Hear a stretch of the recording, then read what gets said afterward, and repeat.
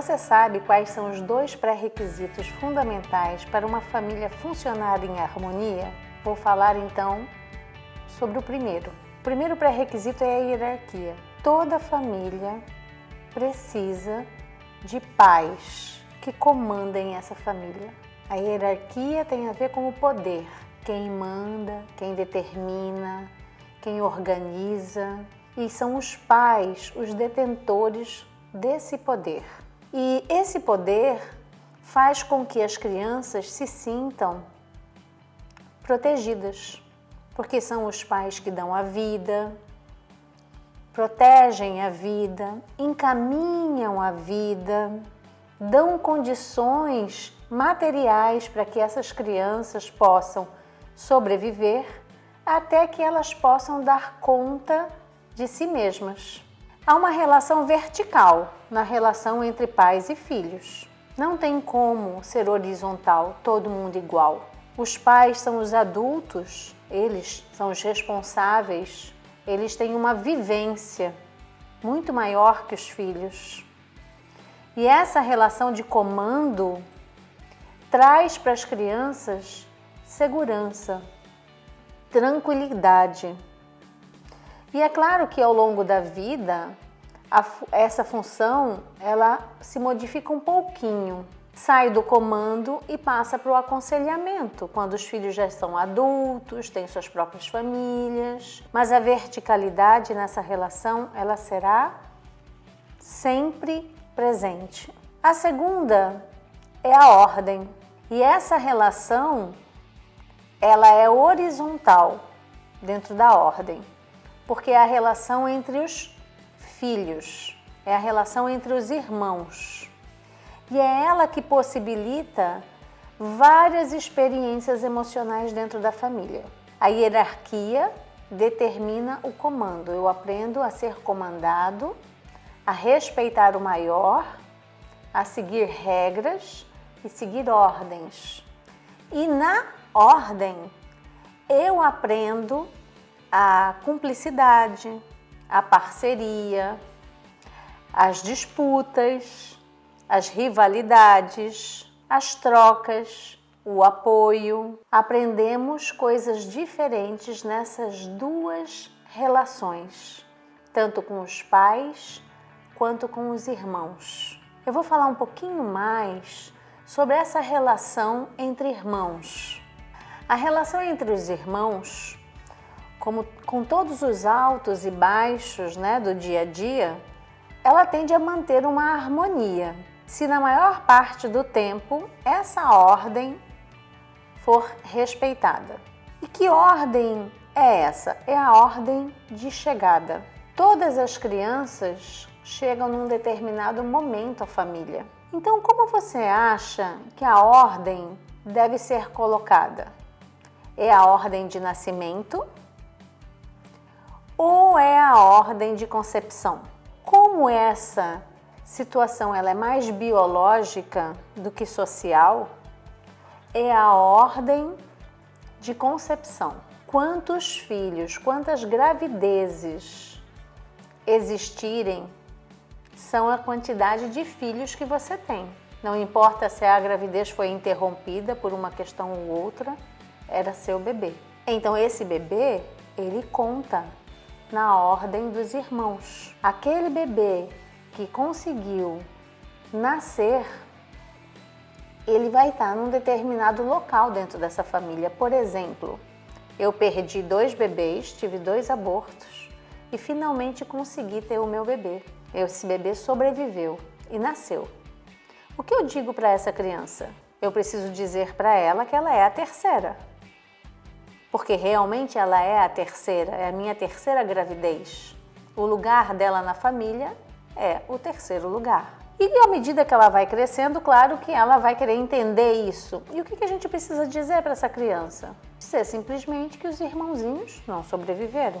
E aí, cada família tem o seu jeito de dizer isso. Eu poderia dizer, a mamãe ficou grávida e os seus 2 irmãozinhos não conseguiram nascer. Eles viraram estrelinha, anjinho, estão morando com o Papai do Céu.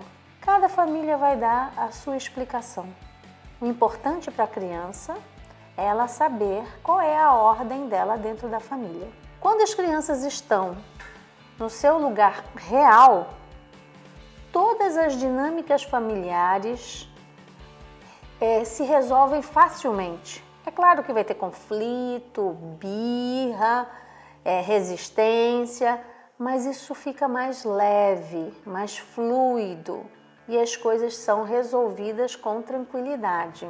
E quando nós falamos de ordem, nós falamos de precedência. Quem veio primeiro tem mais direitos do que quem veio depois.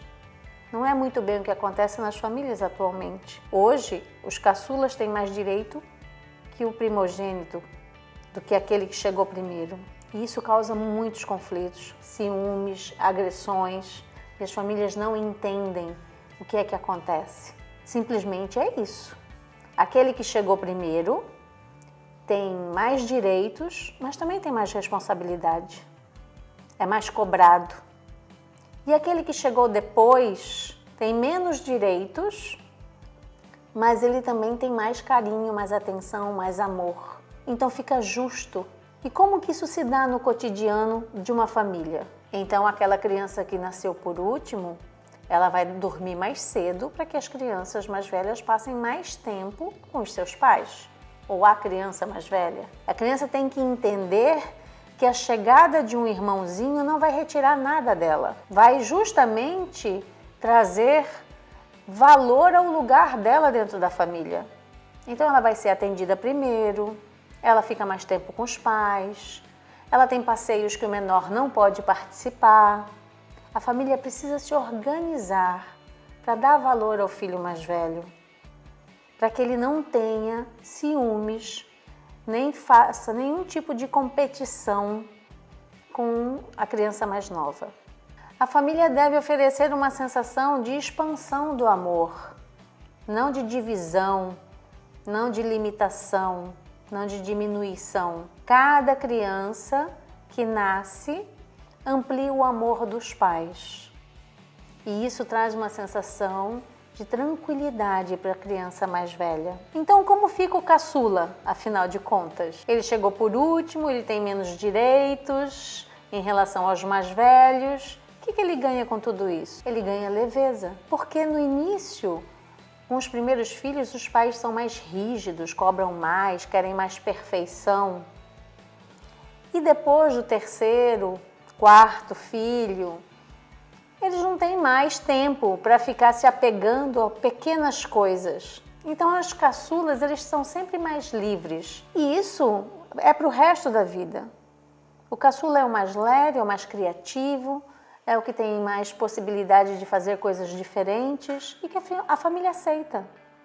E, além do mais, ele é amado por muitos ao mesmo tempo. O primeiro é amado pelo pai e pela mãe. O terceiro é amado pelo pai, pela mãe, pelo primeiro irmão, pelo segundo irmão. Ele é super amado, super cuidado. Então, como é que eu vou justificar essa diferença, né, essa prioridade entre os irmãos? Para que não pareça que eu prefiro um mais do que o outro. Simplesmente porque nós não escolhemos a ordem que os bebês nascem. Eles chegam sem que a gente escolha. E a criança começa a entender. Do mesmo jeito que eu não escolho a cor dos olhos, a cor da pele do meu filho, o tipo de cabelo, eu também não escolho a ordem. Então eu não tenho por que me sentir culpado ou ter dó daquele que chegou por último. Então, o que eu quero que vocês guardem é: quando eu encontro o meu lugar na minha família, eu realmente encontro o meu lugar no mundo. Eu me sinto leve para seguir com o meu próprio destino.